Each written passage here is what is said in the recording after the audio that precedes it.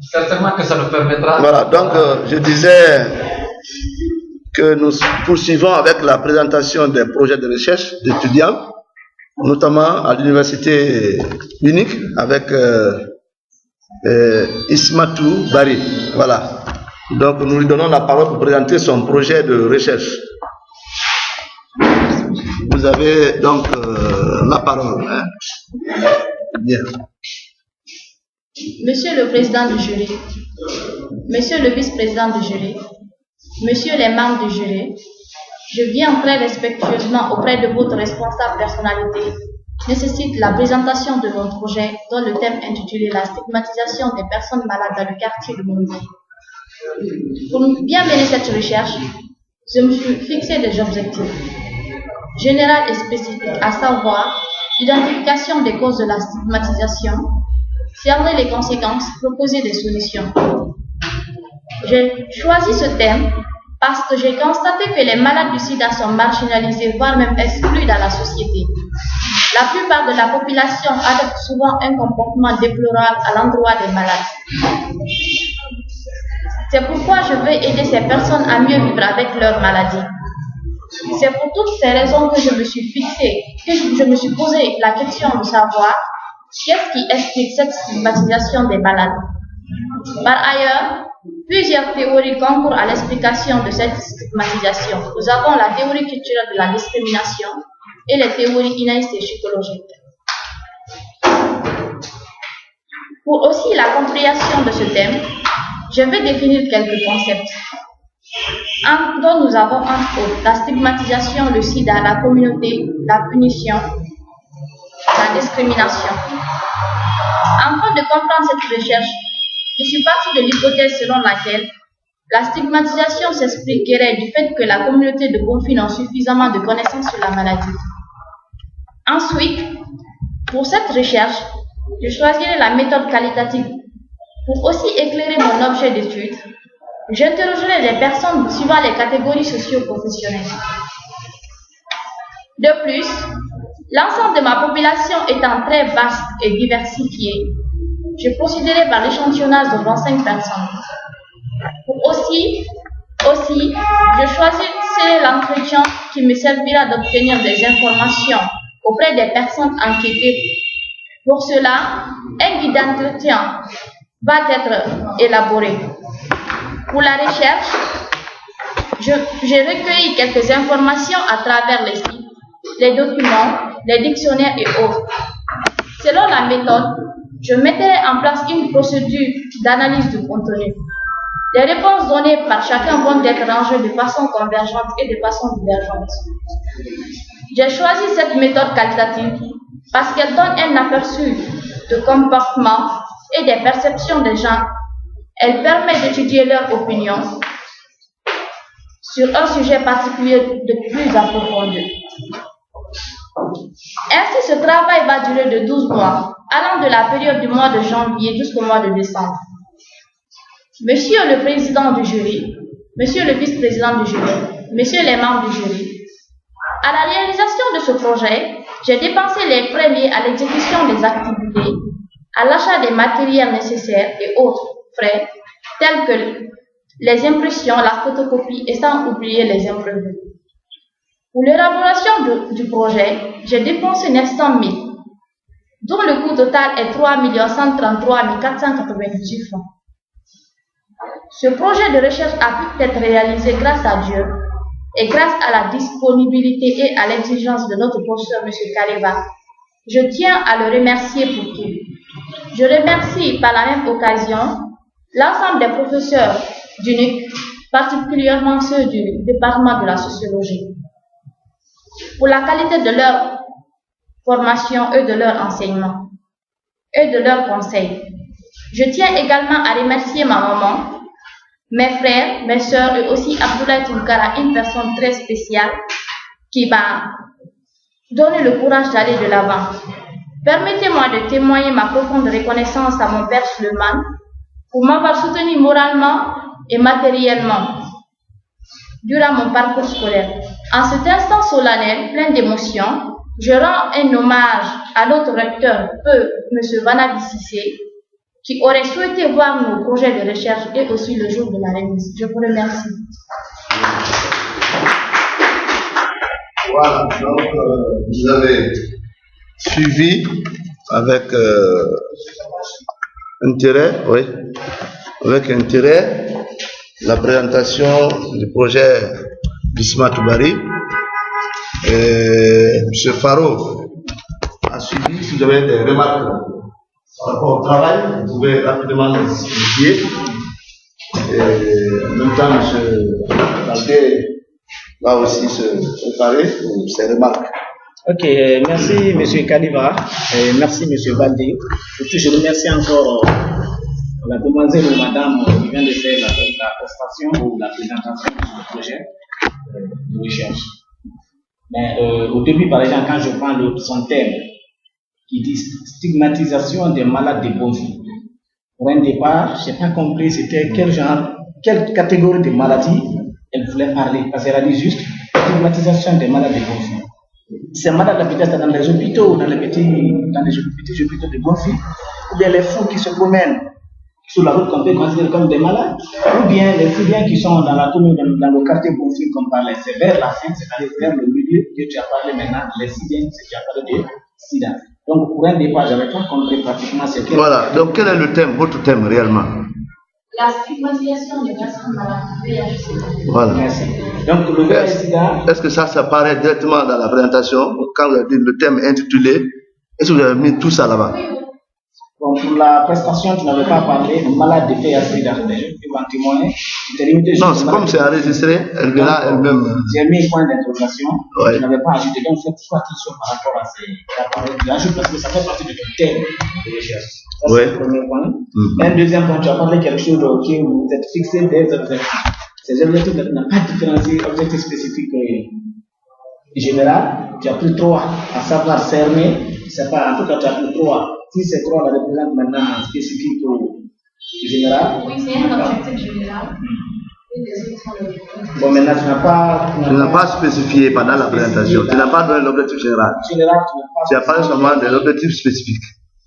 J'ai dit que pour bien mener cette recherche, je me suis fixé des objectifs. Oui, tu as dit général et spécifique. Oui, continue maintenant. Quels sont les objectifs là maintenant? Voilà, identification là, ça c'est spécifique. Voilà, ça c'est spécifique. Tu devais dire l'objectif général et tu donnes d'abord l'objectif général. Après maintenant, les objectifs spécifiques sont pas deux catégories. Qui sont du nombre de D à plus. Donc ça aussi, il faut faire attention à cela. Et troisième point, tu as parlé de 900 000 pour justement la réalisation de ton projet. C'est élaborer ton projet de recherche parce que tu as mis 900 000 francs. Mais je voudrais vous dire qu'il faut aussi faire beaucoup attention quand vous devez faire la budgétisation par rapport à un projet. Parce que quand nous voyons la brochure que vous avez élaborée par rapport à la somme que vous avez évoquée, non, on ne peut jamais investir par exemple 900 000 pour l'élaboration d'un projet ou d'une brochure qui a moins de 100 pages. Donc, il faut faire attention avec la budgétisation du projet. Et quatrièmement, tu as parlé de 12 mois pour le travail, c'est-à-dire pour réaliser seulement ton projet que tu as, comment tu peux investir 12 mois dans ça. Donc ça aussi, je me suis posé la question, comment on peut faire 12 mois pour justement réaliser un projet. Donc là, ce sont des différences de matériaux, bon, je ne sais pas, tu as une explication par rapport aux 12 mois. Oui. Tu as dit que ton projet va durer, moi ce que je reproche là-bas, tu dis que ton projet va durer de 12 mois. Ça devrait dire que mon projet va durer 12 mois. Mais tu as ajouté de 12 mois, non. Le 2 là ne doit pas exister. Maintenant, ça veut dire quoi? Va durer 12 mois. Ça veut dire du janvier au mois de mai, c'est la réalisation du projet. Donc, c'est-à-dire c'est depuis les enquêtes de terrain, l'analyse des données, la présentation des rapports, ce qui couvre la période de l'année. C'est-à-dire ça va couvrir un an. Ça ne veut pas dire jour, ça dit chaque jour il va travailler, mais ça veut dire que la période, la durée du projet, de l'organisation du projet va s'étendre sur un an. Hein? Voilà. Ok, si c'est bon, on a parlé jusque-là. Oui. Je vais me limiter là parce qu'elle a parlé aussi des 5 thèmes, stigmatisation, sida, pauvreté, communauté, etc. Oui, ça c'est les concepts. évoqué. Je me limite là, et je donne la parole à monsieur. Merci. Ok, monsieur Baldé. Remarque. Bon, déjà, la première remarque, M. Caro a eu un travail excellent. Au niveau des objectifs, s'il vous plaît, vous avez dit objectif général de la stigmatisation. Oui. Ok, nous partons sur le projet lui-même. C'est écrit objectif général de la stigmatisation.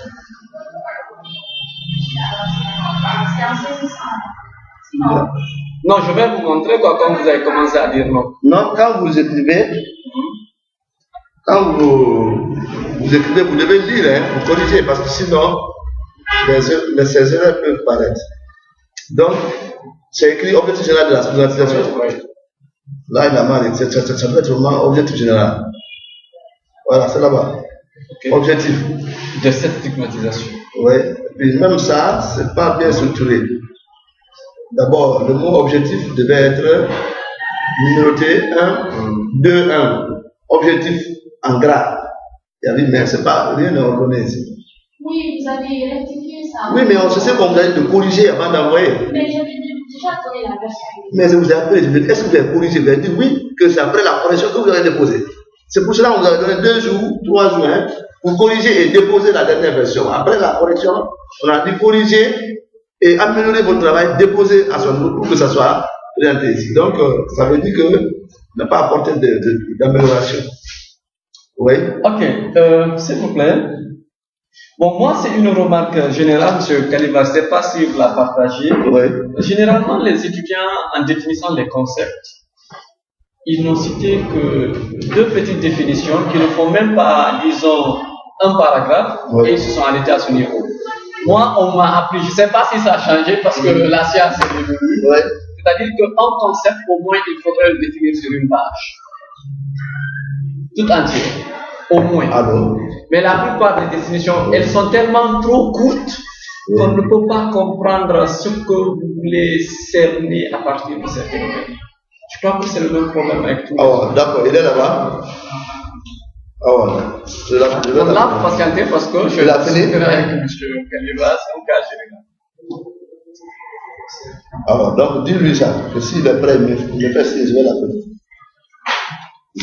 Donc, vous voyez, tout à fait, elle est informée hein, que les concepts, c'est même, hein, on a dit au minimum 2 pages, 3 pages. Hein.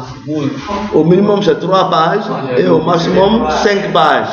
C'est pourquoi on a dit l'intervalle, c'est entre 3 à 5 pages. C'est-à-dire que tous les concepts à définir ne doivent pas dépasser 5 pages. Maintenant, si on prend un concept, en principe, on doit avoir au moins une page et demie par rapport à la recherche menée. Bon, ça, on peut ne pas tenir tellement de rigueur. Ça dépend aussi de la disponibilité de l'information sur le concept. Il y a des concepts, vous allez faire des recherches, vous ne trouvez pas effectivement de définition qui soit venue de diverses sources.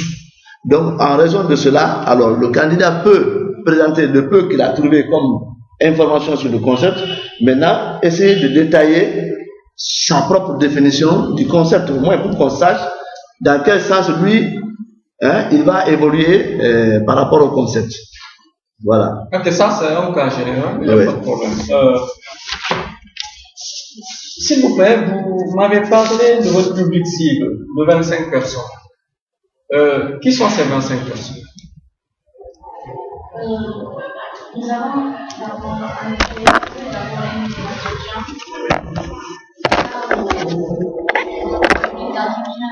un peu à haute voix, hein? Pour les malades et pour la communauté aussi pour les médecins.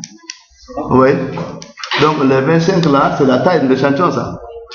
Donc les malades, la communauté et les médecins. Les médecins. Okay. Mais nulle part sur au niveau du projet, je vois un guide pour la communauté, pour les médecins. Ou bien c'est un guide général. Parce que moi j'ai vu un guide, c'est écrit pour guide en. Ça aussi, on lui a fait la remarque. Ou bien, on t'a dit de faire quoi? J'ai reçu quoi? Je crois hier. Hein? On t'a dit de faire quoi par rapport au guide là?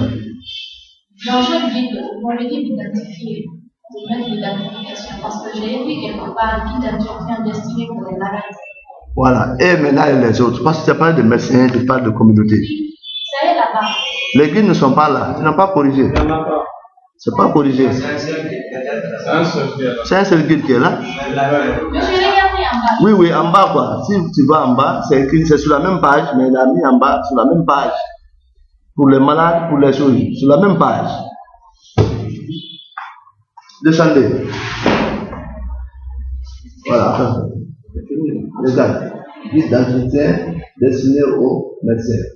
Guide d'entretien aux. Maintenant, l'identification est pour tout le monde. Donc, c'est à ce moment je vais dire non. De séparer pour faire. Il faut faire séparément les choses. Et même la présentation là. Voilà, c'est pas comme ça on fait guide d'entretien. Voilà. C'est ça. Mais c'est qu'elle n'a pas corrigé à la situation. Ah, si vous ne faites pas ça, vous voyez, les mêmes élèves vont continuer. Voilà, si vous avez corrigé, moi, je n'étais pas là-bas. Mais la science, c'est la science. Voilà. Pas. C'est ça. D'accord. Donc, toujours au niveau du guide encore. Vous dites au niveau du profil de l'enquête, la nationalité. Lieu d'habitation. Je suis surpris si vous me parlez de lieu d'habitation, étant donné que vous êtes à Bonfils. Maintenant, peut-être c'est le quartier qu'elle veut identifier. Non, Bonfils, c'est déjà un quartier. Oui, mais dans Bonfils, il y a des secteurs. Il y a des secteurs dans Bonfils. Oui, il y a Bonfils, Caleta, Bonfils. Ça, c'est au niveau des médecins, parce qu'en interrogeant ces médecins-là, on ne doit pas seulement se limiter à leur, comment dire, la profession ou bien l'âge. Donc, on doit leur demander. C'est pour cela qu'on a dit de bien distinguer les guides. Parce que si tu mets une nationalité sur un seul guide, ça veut dire que même aux malades, on va lui demander quelle est ta nationalité. Pendant que ce sont des Guinéens déjà, ils sont à Bonfils. Donc, on ne va pas les demander à quoi ils sont. C'est pas pertinent. Voilà, même le lieu là, pour dire encore, vous êtes de quel quartier. Le quartier déjà c'est Bonfils. À moins que vous demandez alors secteur. Bah, merci. Au lieu de mettre lieu de résidence, c'est secteur en ce moment, secteur de résidence. Oui. Reprenez-moi votre hypothèse, s'il vous plaît. Voilà, moi c'est la partie là que je voulais lui poser. Livre ton hypothèse.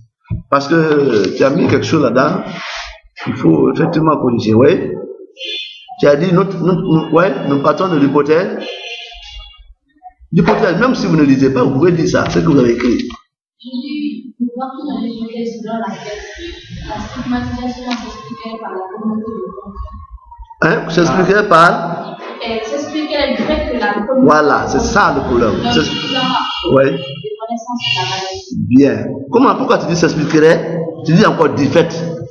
Ce sont deux choses qui veulent dire la même chose? Ou bien, quand on dit s'expliquerait, on ne peut pas dire encore du fait que.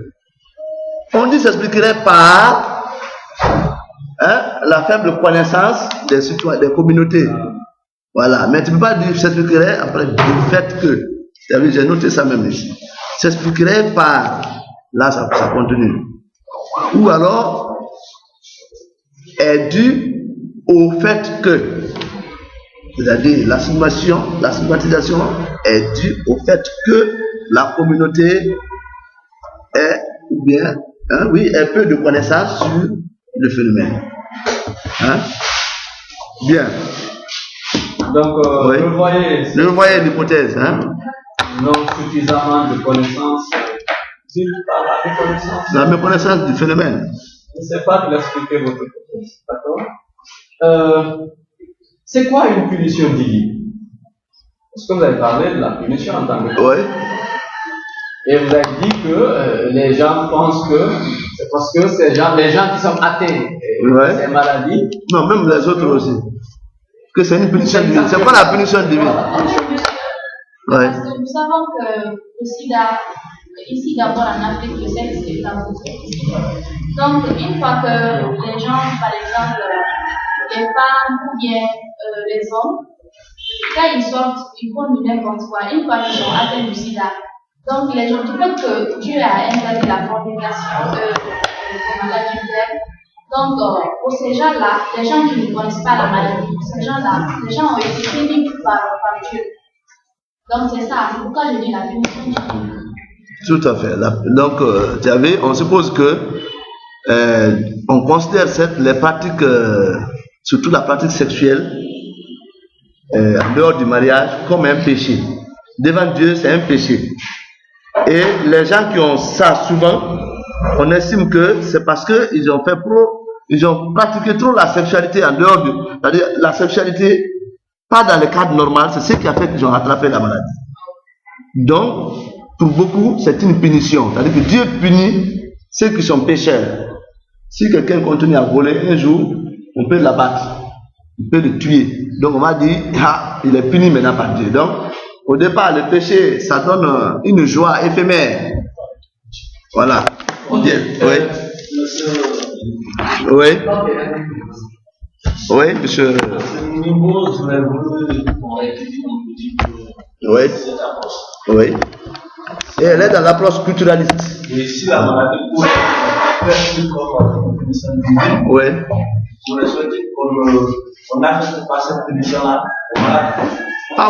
Oui. Il y a des malades de sida qui n'ont pas attrapé la maladie par transmission, par la voie sexuelle en fait, mais par autre moyen. Oui. N'est-ce pas? Oui.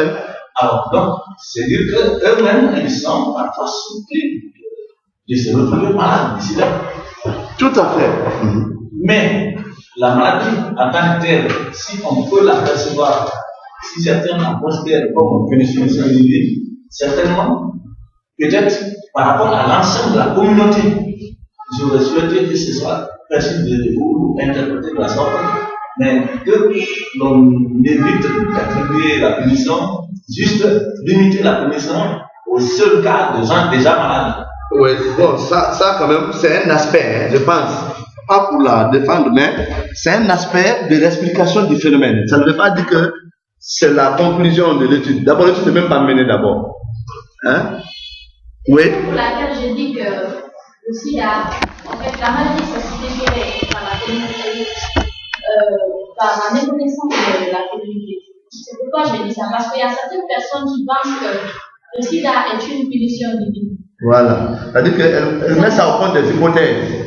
Dans son hypothèse, elle dit que la communauté a moins d'informations sur le sujet. Et ce qui fait que justement, certains pensent, c'est comme ça qu'elle est en train de donner ce que les gens pensent actuellement. Certains pensent que c'est une punition divine. Donc c'est une interprétation déjà de certaines catégories de personnes au sein de la communauté. Et tenez-vous bien, c'est une interprétation qui domine beaucoup plus. On ne voit pas scientifique, ce que nous connaissons là, on peut avoir par les coiffures, on peut avoir par autre chose, même par la transfusion sanguine et autres. Ici, dès que quelqu'un a ça, la première des choses qui vient à la psychologie des gens, c'est que lui, c'est un pagailleur. C'est ça. C'est ce qui pousse même les gens à marginaliser. C'est ce qui fait qu'on les stigmatise, on les met de côté. Donc, c'est une idée très importante vers laquelle il faut. Maintenant, à travers la recherche, là, on saura. Est-ce que sur le terrain, l'interprétation qu'elle donne là, est-ce que c'est ce qui domine? Ou bien il y a d'autres interprétations que les populations savent. À ce moment, à travers l'analyse qu'elle va faire, elle pourra ressortir justement quels sont les facteurs réels et comment on pourrait même sensibiliser maintenant en se fondant sur leur perception actuelle pour un changement de comportement au niveau de cette communauté. Ma dernière question, faites-moi la différence entre la stigmatisation et la discrimination. Stigmatisation, discrimination et marginalisation. Voilà. Je pense que c'est la même chose. Parce que la stigmatisation, c'est une distinction et l'héritage de différence. La discrimination aussi, comme par exemple dans la société ou dans la religion comme ça, on dit à quelqu'un, par exemple, il ne fait pas partie de ce groupe. On le marginalise, on l'exclut en fait. Bon, je pense que dès que vous voyez deux concepts, il faut déjà dire que c'est-à-dire que les mots, il n'y a pas deux concepts identiques. Il n'y a jamais deux mots qui veulent dire la même chose exactement. Donc, dès qu'on vous demande est-ce qu'il y a une différence, deux mots déjà, il faut dire oui, il y a une différence. Maintenant, on peut décider de dire que nous employons les deux là dans le même sens. Mais il y a une différence entre la stigmatisation et l'exclusion. C'est ça, non? La discrimination. Voilà. J'ai parlé de l'exclusion. Oui, non, elle parle de la stigmatisation, de la marginalisation, de la discrimination. Pourquoi? Parce que, comme vous le dites, elle définit les trois axes. Voilà. Et je vois une définition de la stigmatisation comme la marginalisation. Voilà. Elle pouvait alors prendre l'un et puis le mettre à la place de l'autre. Puisqu'elle a dit comme ça, là, elle peut les utiliser l'un pour l'autre. Puisque dans sa définition, elle a déjà dit qu'elle prend l'autre pour l'autre. Mais sinon, il y a l'un pour l'autre, sinon, il y a toujours une nuance qu'on peut faire. Stigmatiser une personne, c'est encore un peu moins fort que le discriminer.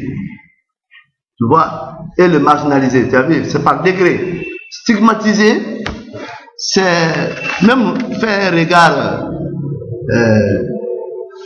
même regarder la personne avec dédain. Quand la personne passe, la manière de le regarder, ça compte beaucoup dans la stigmatisation. La manière de l'approcher, la manière de s'approcher de lui, ou de partager les choses avec lui. Donc, cette façon de le regarder, cette façon de toiser la personne. Voilà, donc ça, on dit qu'il est stigmatisé. Hein? Alors, quand ça atteint le stade de marginalisation, de discrimination, là, ce n'est plus seulement la façon de le regarder qui est là, ni la façon de l'approcher ou de toucher les choses. La personne peut venir, par exemple, quand il touche un gobelet, tu prends le gobelet, tu dis, ah, même si tu ne lui dis rien, mais la façon dont tu fixes ton visage et tu rejettes la chose, tu l'as stigmatisé. Par tes attitudes, la personne sent en toi un rejet. Maintenant, on va aller à la discrimination jusqu'au moment où ça se manifeste, c'est concret.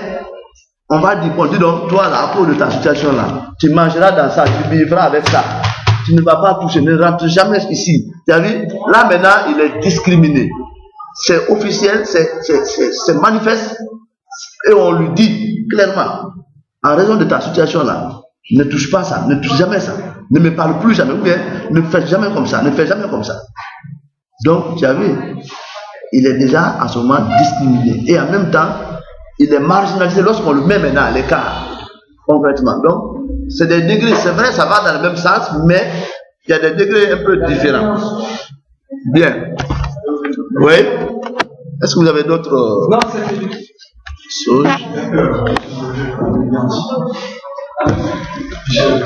Oui?